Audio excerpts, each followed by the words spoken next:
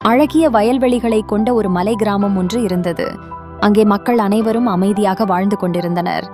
ஒரு நாள் அந்த கிராமத்திற்கு ஒரு துறவி ஒருவர் வந்து தங்கியிருந்தார். அவரிடம் மக்கள் அனைவரும் ஒன்றாய் சேர்ந்து, குருவே, நாங்கள் செல்லும் வழியில் ஒரு பொந்து உள்ளது. அதில் ஒரு பாம்பு உள்ளது. அதை கடந்து செல்லும் அனைத்து மனிதர்களையும் அந்த பாம்பு கடித்து மரணிக்க செய்து விடுகிறது. தாங்கள்தான் அந்த பாம்புக்கு ஏதாவது அறிவுரை சொல்லி எங்கள் அந்த பாம்பு கிட்ட இருந்து காப்பாற்றணும் என்று கேட்டுக்கொண்டார்கள்.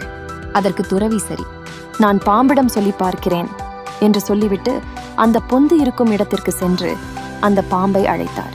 அவரின் குரலை கேட்டு பாம்பு வெளியே வந்தது. வெளியே வந்த பாம்பிடம் அந்த துறவி, நீ ஏன் இங்கே இருக்கிற எல்லா மக்களையும் கடிச்சு சாகடிக்கிற என்று கேட்டார். அதுக்கு அந்த பாம்பு, நான் அவங்க இருக்கிற இடத்துக்கு நான் போகல, ஆனா நான் இருக்கிற இடத்துக்கு அந்த மக்கள் வராங்க, அதனாலதான் அந்த மக்கள் எல்லாத்தையும் நான் கடிச்சு சாகடிக்கிறேன் என்றது. அதற்கு துறவி, இனிமேல் நீ அந்த மக்களுக்கு எந்த துன்பத்தையும் கொடுக்க கூடாது, யாரையும் கடிக்க கூடாது என்று சொன்னார். அதை கேட்ட பாம்பு, சரி குருவே, நீங்க சொல்றதுனால நான் கேட்டுக்கிறேன் என்றது.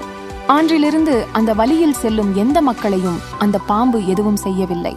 பாம்பு எதுவும் செய்யாமல் இருந்ததால் அந்த ஊரில் உள்ள சிறுவர்கள் கூட அந்த பாம்பின் வாலை பிடித்து விளையாடினர். அந்த பாம்பை பார்த்ததும் அந்த பாம்பின் மீது கல்லை எறிந்தும் விளையாடினர். அதனால் பாம்பின் உடம்பில் அதிகமான காயம் ஏற்பட்டது. அந்த காயத்துடன் துறவியை பார்க்க சென்றது குருவே.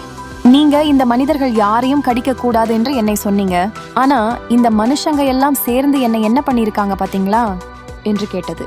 அதற்கு குரு, என்ன நடந்தது, விளக்கமாக சொல்லு பாம்பே என்றார்.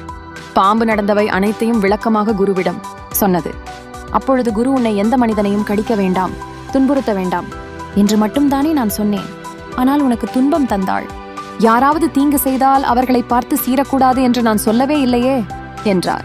அன்றிலிருந்து பாம்பு தன்னை யார் காயப்படுத்தினாலும் அவர்களை பார்த்து சீறிக்கொண்டே இருந்தது. பாம்பு சீர ஆரம்பித்ததும் பாம்பை பார்த்து மக்கள் பயப்பட ஆரம்பித்தனர். அதனால் அந்த பாம்பிடம் யாரும் நெருங்கவில்லை. பாம்பும் அந்த பொந்துக்குள் நலமாக வாழ்ந்தது.